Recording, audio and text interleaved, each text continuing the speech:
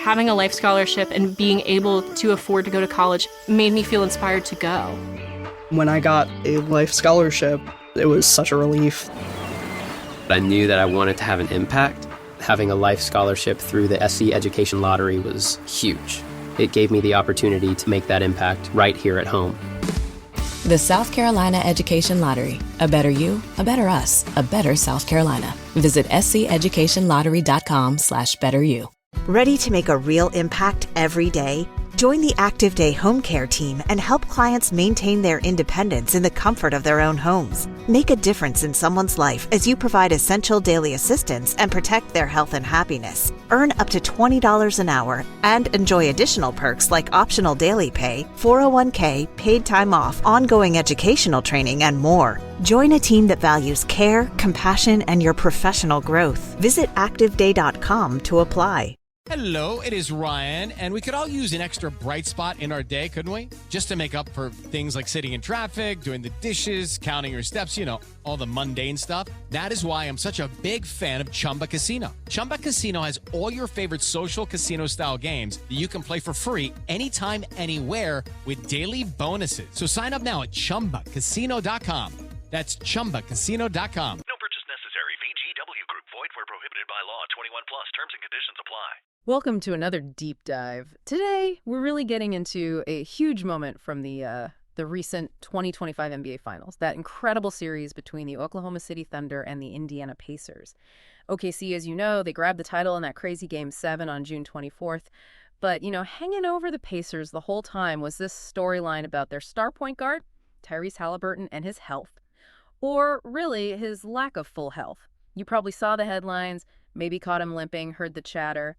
Today, we want to look past just the obvious stuff, figure out what really went down, how big the impact actually was, and, honestly, why the final news about the injury felt like such a massive relief for everyone. Exactly. And this deep dive, it's not just about listing what happened. It's about pulling out the key bits from, all the reports, what we saw. We're digging into not just what happened, but why it was so huge for the series outcome, and maybe even more importantly, for Haliburton's own future and where the Pacers go from here. All right, so if you want the quick but really thorough lowdown on one of the biggest stories out of the 2025 finals, let's dive in. Okay, so let's unpack this.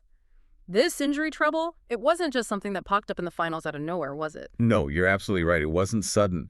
His injury issues, they actually started becoming pretty noticeable during the Eastern Conference Finals. There was some buzz then, but they really ramped up and became, impossible to ignore during the NBA Finals themselves. Yeah, I remember how vague everything felt. People kept saying leg issue or just soreness. It felt like the Pacers and Coach Carlisle were being pretty guarded about it. Do you think sometimes that vagueness actually creates more worry than just saying, it's a strain, he's playing through it? It's always a tough balance, right? Especially in the playoffs. Teams want to protect any information they can, keep the opponent guessing. But yeah, you're right. What everyone could see, what was reported, was that Haliburton clearly wasn't himself. Not 100%. And when there's no concrete detail, speculation fills that gap pretty quickly. Okay, so what specifically in his game was hampered? We know he relies so much on his speed and orchestrating everything. What did it actually look like? It primarily hit his explosiveness, that first step. Also his cutting, moving off the ball, and his lateral quickness on defense.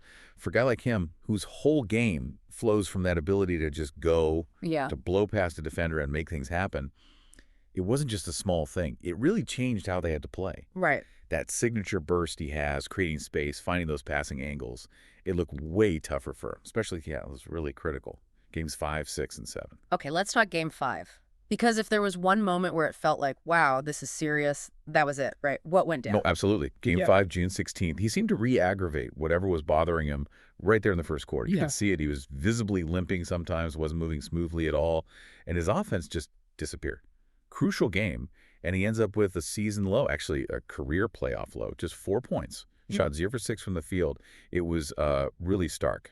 And didn't Coach Carlisle basically confirm it afterwards, pretty bluntly? Yep. He did. He just came out and said he's not 100%. It's pretty clear. That's about as direct as you'll get from a coach in that spot. And that immediately kicked off all the speculation, is he done for the series? But even with all that, looking clearly hurt, he still played in Games 6 and 7. He suited up, What was his reasoning there? What did he say? He basically just doubled down on his commitment. Told the reporters something like, I'm going to be out there for my guys. This is the finals. Which, tells you a lot about his competitiveness, wanting to be out there, even knowing he wasn't himself. So the eye test was bad, especially in Game 5. But what about the numbers across the whole series? Do they paint a similar picture, especially in those last few games? Well, his overall series averages, they look kind of respectable on the surface, about 17 points, 8 assists, 4 rebounds. But yeah, if you dig deeper, his efficiency, that explosiveness we talked about, it really took a hit, especially in the back half of the series. His shooting percentages dropped off noticeably. Okay, let's run through those key final games again, just the stats. Game 5, June 16th. 4 points, 0 for 6 shooting, 0 for 4 from 3, 7 rebounds, 6 assists. That was the low point, visually and statistically. Definitely. Game 6, June 19th. He guts it out, 14 points, 9 assists, Pacers force Game 7. But the shooting was still shaky, right? Yeah, inconsistent. More about his will and playmaking than efficient scoring. And Game 7, June 22nd. The final game, the loss, 14 points, 9 assists again, but poor shooting again.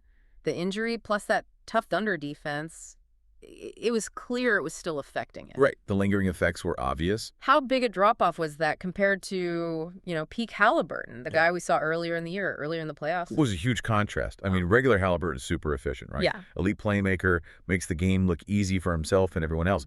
This version, especially late in the finals, he was grinding. You could see him trying to make the same reads, the same passes, but that extra zip, that perfect angle, it just wasn't consistently there. He's battling for everything. And the Thunder defense, young, long, athletic guys like Dort, Jalen Williams, SGA, how did they take advantage of him being less than 100%? Oh, they definitely capitalized. I mean, guys like Lou Dort especially, but also the length from Williams and Shai Gilgeous-Alexander. They were aggressive on him. They knew he probably couldn't blow by them like usual. So they pressured him, forced him into tougher shots, made those drives and passes much harder work. They basically dared the other Pacers to beat them. Okay, so after Game 5, with the visible limp and everything, there was a lot of fear, right? What was the absolute worst-case scenario people were worried about? Yeah, the immediate fear, the one that sends shivers down everyone's spine in the basketball world, was a potential Achilles injury, specifically a tear. Yeah. And that fear was definitely amplified because we've seen it happen recently to big stars, right? Kevin Durant in the 2019 finals, Klay Thompson. So the thought of that happening to a young cornerstone player like Haliburton, I mean, that was a massive, massive concern. You could almost feel the collective holding of breath around the league. So what was the good news? The news that let everyone exhale after the finals wrapped up. Thankfully, the post-finals reports, the initial medical checks, while they confirmed, yes, it was a significant leg injury he was dealing with, they ruled out an Achilles tear, which was just huge. The best possible outcome, given how bad it looked at times. And what does that actually mean for him, for the Pacers? That sigh of relief, it wasn't just for them, right? It felt league-wide, especially with all the talk about injuries to young stars lately, like Zion or Embiid. What's the significance there? It's immense. Huge relief, like you said, not just for Indiana, but really for the NBA as a whole. I mean, the exact injury hasn't been fully detailed publicly, but avoiding the Achilles tear, that's the key.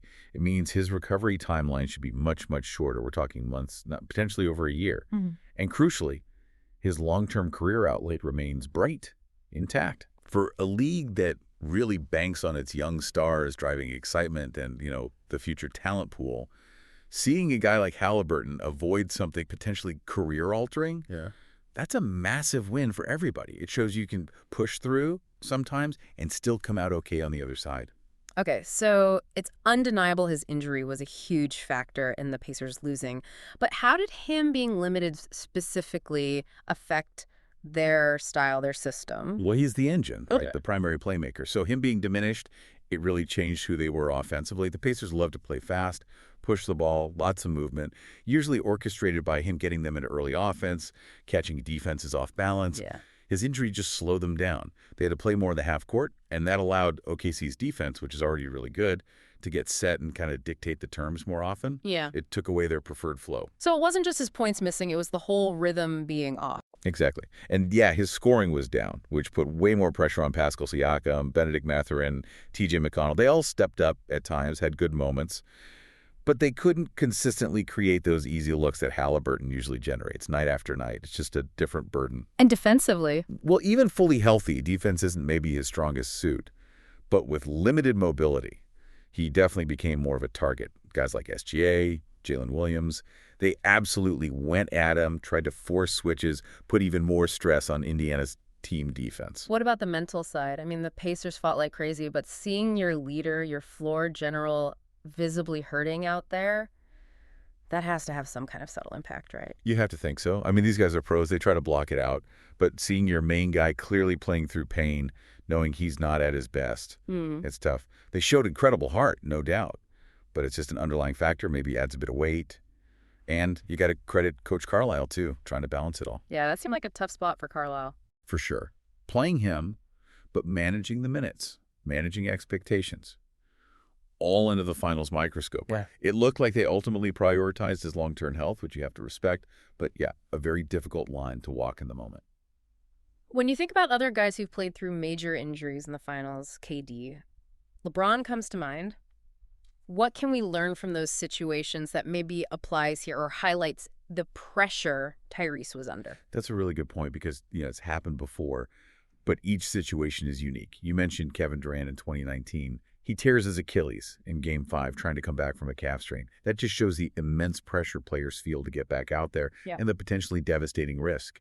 That was the fear for Haliburton, right? Exactly. You got LeBron James. He's basically played through everything in the finals over the years, it feels like. Cramps in 2014, ankle stuff, foot stuff. His ability to still perform at such a high level while clearly dealing with pain is just legendary. That speaks to that sheer will, that determination we saw from Haliburton, too. Right. Even guys like Draymond Green, often dealing with nagging things in the finals, maybe not Achilles level, but stuff that affects their game, their defense.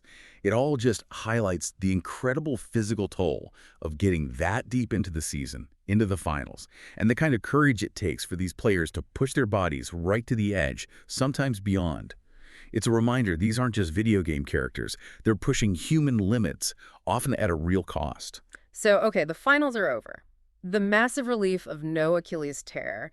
What's the immediate plan for Tyrese Haliburton now? Well, number one is rest, then focused rehab, and definitely a really thorough medical evaluation to get the full picture of that leg injury. The Pacers won't rush anything here. And timetable-wise, when might we realistically expect him back leading the team? Because it's not the Achilles, which again is the huge news. The expectation is that his recovery should allow him to be ready or very close to ready for the start of next season, which is fantastic for Indiana. And he's locked in with the Pacers long-term anyway, right? Yeah. Oh, yeah. That big max extension he signed before this past season kicked in, that secures him as their cornerstone. He's their guy. No question about that. So for the Pacers as a team, what does making the finals, even with this tough ending, mean for them moving forward? It absolutely solidifies them as a team on the rise. No fluke. This young core, Haliburton, Mathurin, Siakam, the others, they now have that invaluable finals experience. They know what that stage feels like, the intensity required. And looking ahead to the offseason, what's likely top of their to-do list? Well, obviously, making sure Tyrese gets 100% healthy is priority 1, 2, and 3. Beyond that, you'd think they'll look at adding depth, maybe shore up the defensive end a bit more. But the main goal is clearly to build on this run, use this experience, and get right back into contention next year and beyond. So wrapping this up, what's the big takeaway for you, the listener? The 2025 finals were amazing, tons of talent on display. But this Haliburton situation, it adds another layer, doesn't it? It really does. While OKC gets to celebrate their well-earned title, the Pacers are left reflecting on an incredible season that just fell short. And Tyrese Haliburton's performance, playing through significant pain like that, it's just a powerful, maybe even painful reminder of what these athletes put on the line at the highest level, the sacrifice involved. Yeah, it really makes you think, doesn't it? When a star player pushes their body like that in the biggest moments, what's the real balance between chasing that immediate championship dream and protecting their long-term health and career? Where's the line? And whose responsibility is it to draw it? Definitely something to chew on. All right, that's our deep dive for today. Hopefully you feel like you've got a much clearer picture now, maybe some new ways to think about one of the defining stories from the 2025 finals. Thanks so much for joining us. Having a life scholarship and being able to afford to go to college made me feel inspired to go. When I got a life scholarship, it was such a relief. I knew that I wanted to have an impact. Having a life scholarship through the SC Education Lottery was huge. It gave me the opportunity to make that impact right here at home. The South Carolina Education Lottery. A better you, a better us, a better South Carolina. Visit sceducationlottery.com/betteryou. Hello, it is Ryan, and I was on a flight the other day playing one of my favorite social spin slot games on ChumbaCasino.com. I looked over at the person sitting next to me, and you know what they were doing? They were also playing Chumba Casino. Everybody's loving having fun with it. Chumba Casino is home to hundreds of casino-style games that you can play for free anytime, anywhere. So sign up now at ChumbaCasino.com to claim your free welcome bonus. That's ChumbaCasino.com and live the Chumba life. Sponsored by Chumba Casino. No purchase necessary. VGW Group. Void where prohibited by law. 21 plus. Terms and conditions apply.